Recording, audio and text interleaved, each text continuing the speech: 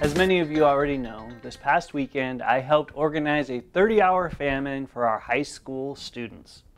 As a guy who has organized a lot of these before, I know that two of the biggest keys to keep kids from thinking about their stomachs is to, one, keep them busy and distracted, and two, keep them away from anyone else that might be eating. That being said, sometimes those things are completely out of your control.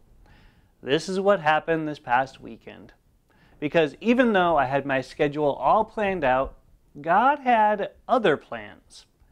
Because a severe storm hit, and for nearly 3 hours we needed to take shelter because we were in a tornado warning.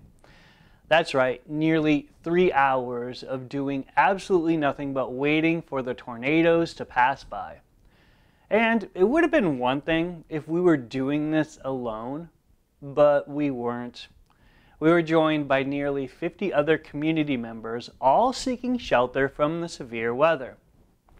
So, what were these other 50 members doing while we were all waiting for the tornadoes to pass by? You guessed it, they were eating. As we waited, I had students ask me, "Can't we just go back to the church and play games?" I have to admit, there is a huge part of me that also wanted to get away from the smell of popcorn and go play games as well. But I knew that the safest thing that we could do was to stay put.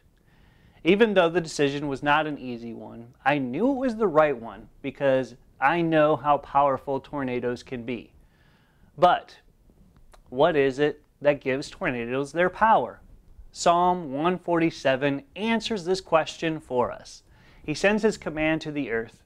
His word runs swiftly. He spreads the snow like wool and scatters the frost like ashes. He hurls down his hail like pebbles. Who can withstand his icy blast? He sends his word and melts them. He stirs up his breezes and the waters flow. That's right, God is in control of the small, most weak things in this world, as well as the large and most powerful things as well. And as I thought about this, I was reminded that no matter what storms may come, God in all his power was going to protect us.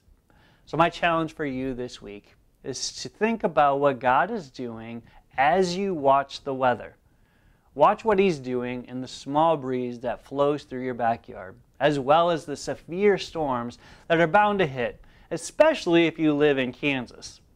And as you do that, remind yourself of God's power in all of creation, as well as the power that he has in our lives.